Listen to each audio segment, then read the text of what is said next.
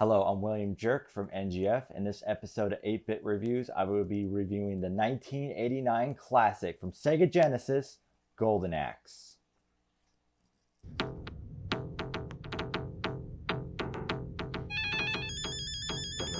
Dun, dun, dun, dun, dun, dun, dun, dun, dun, dun. Love that opening music. Been listening to that since I was probably 4. If you're not familiar with this most metal opening, you get to choose from 3 characters. The first one usually everyone chooses is Gillian Thunderhead. He has the most basic stats. He has the longest range attack with a big old battle axe, but he also uses thunder. You also have Axe Battler, the probably 6'2" Conan the Barbarian buff He-Man sword wielding a giant 2-hand blade.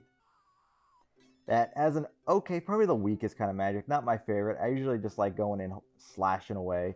He has kind of earthquake / nuclear magic, but it's the weakest in the bunch. But still, it's pretty fun though. Last you have Triss Flair, who probably has the shortest range attack, but has the most metal magic attack. Basically, it goes from fire to massive Sega Genesis dragon coming down and obliterating everything on the screen. So you go on a pretty much 5-level adventure, which if you like sword and sorcery, magic, hack and slash, monsters, dragons coming at you, all kinds of stuff, riding giant monster beasts to just destroy skeleton warriors, this is probably the game for you. I've been playing this game all my life. I still love it. I love the sound effects, the music, the beasts you can ride. I always got a vendetta against skeleton warriors from this game. At the end of each level, you fight a boss, which was pretty good. I wish it was more you fight more monsters than just more giant henchmen.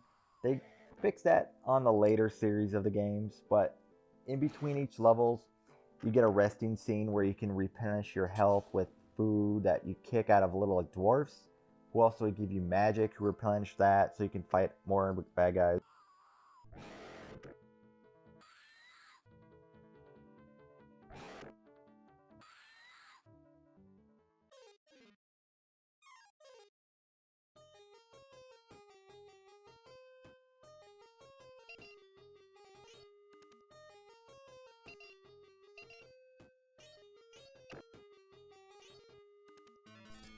And even with the breaks in between levels, this is a pretty challenging game. I recommend in the options you can give yourself more life bars, but the one thing you want to make sure you do is not to play in easy mode.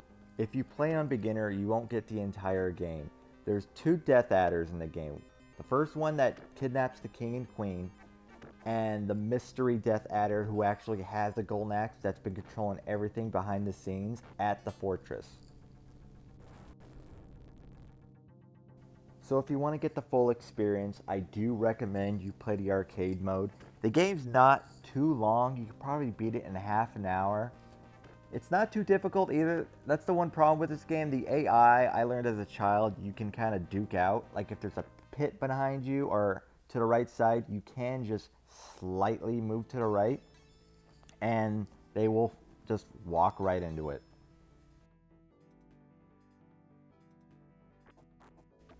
But one thing I do love about this game that you can tell they put a lot of love and thought into this. You can see signs in the background that tell you where Turtle Rock is headed in your direction.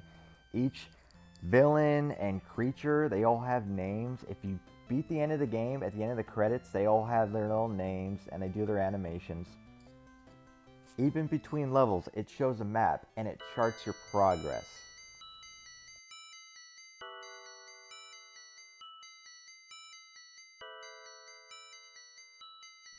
Even the landscape takes on its own mythical kind of feel. After you save the first village and get out of there, you find out you're riding a giant turtle to make it across the ocean. And then you find out later that you're trying to get across a cavern and you ride a giant eagle that you fight skeletons on top of. You could tell the creators really had a lot of fun making this game, which made me have a lot of fun playing it even after beating it. And if you're looking for more of the game after you beat the main story, there is a pretty neat duel mode that you just run a gauntlet and fight every monster and boss in the game, which you have to survive using the same bars of life.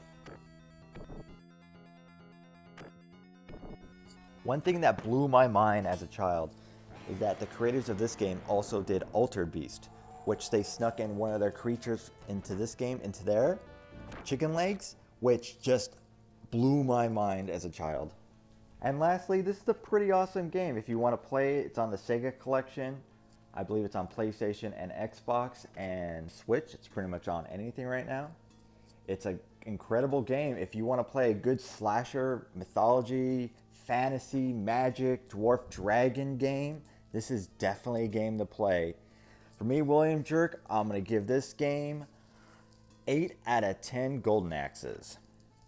Thanks for listening. If you want to follow more of our stuff, listen to our podcast, Nerdy Geeky Freaky Podcast. Watch our more shows on YouTube. We have our Instagram page, our Facebook page. If you want to like and subscribe, follow more of our shows, this is the place to be. Thanks for listening. I am Williamjerk. I hope you have a great day.